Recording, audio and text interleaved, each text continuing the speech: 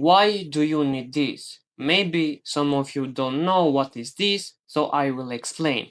It's an automatic system that takes data, from example, from an order on a website where someone has made a payment or bought something, and saves it in a Google Sheet. After that, you get an email telling you who made the order. This way, you don't need to visit the website or change your bank app for every order. In the Google Sheet, you will have details like the customer's email, name, address, and more. You can use this data for things like email marketing, for example, sending emails during holidays. Another important thing is that the Google Sheet will also show the product name and price.